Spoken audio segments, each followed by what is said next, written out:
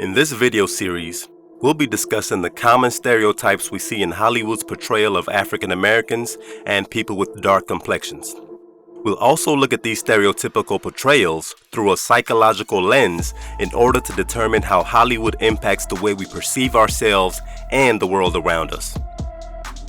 Webster's dictionary defines a stereotype as something conforming to a fixed or general pattern, especially a standardized mental picture that is held in common by members of a group that represents an oversimplified opinion, prejudiced attitude, or uncritical judgment.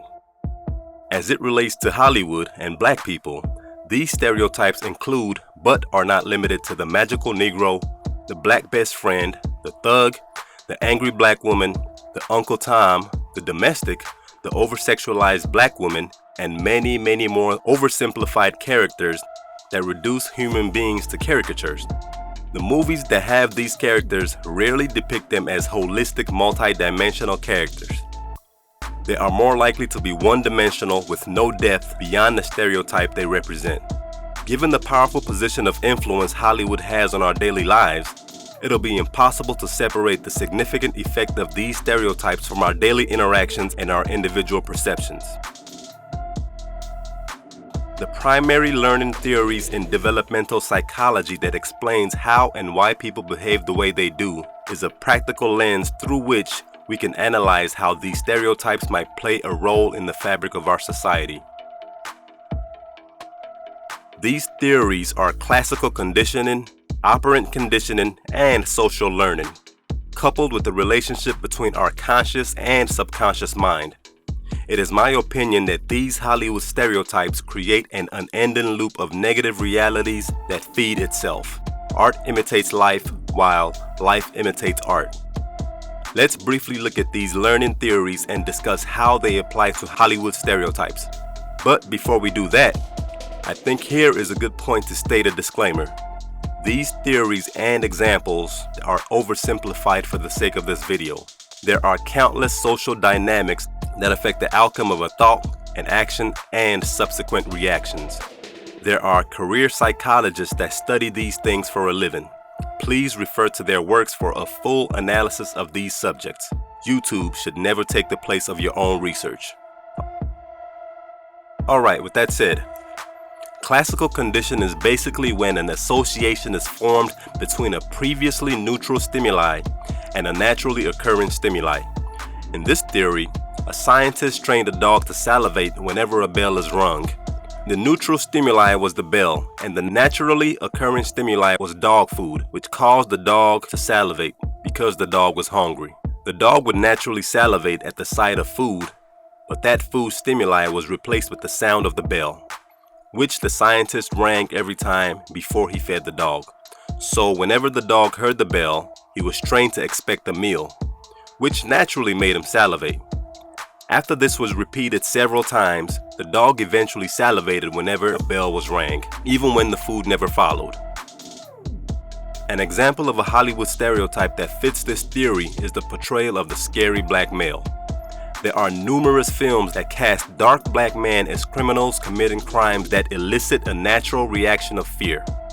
These repeated portrayals of the scary black male leaves an indelible mark in the minds of the average viewer, which replaces the naturally occurring stimuli, crime, with the neutral stimuli, dark African American male.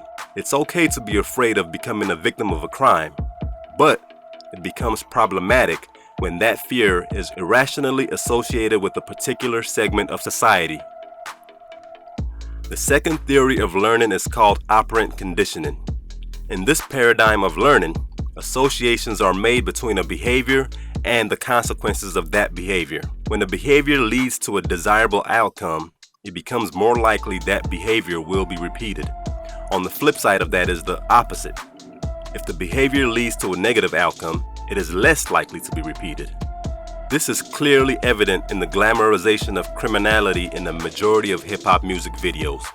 In this medium, the stereotype of the thug is placed on a pedestal, and that musician, or better yet, the actor, never really suffered the real-life consequences of his criminal exploits.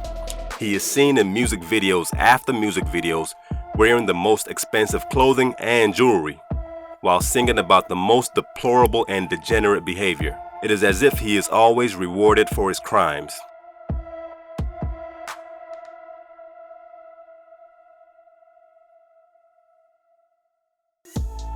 The third theory is learning through observation. This is probably the most relevant in this analysis of Hollywood stereotypes because it involves the very mechanism that makes Hollywood successful.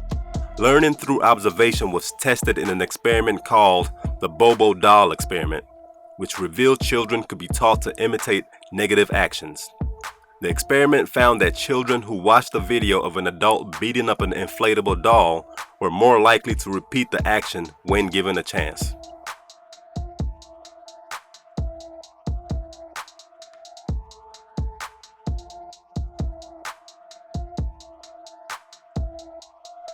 Hip-hop music videos are once again a perfect example of this theory because they constantly portray the glamorous life of the criminal.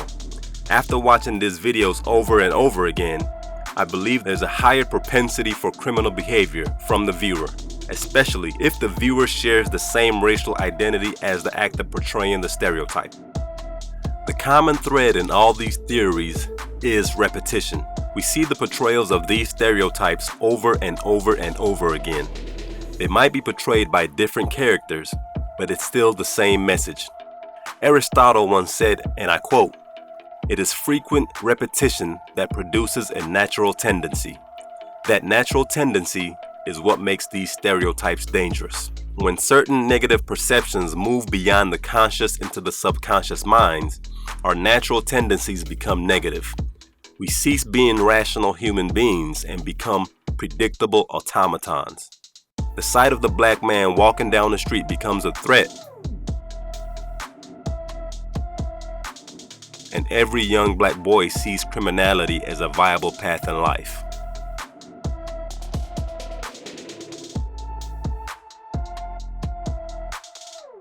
So join us on this journey through Hollywood's racial labyrinth as we learn about various stereotypes and how they play a vital role in everyday life.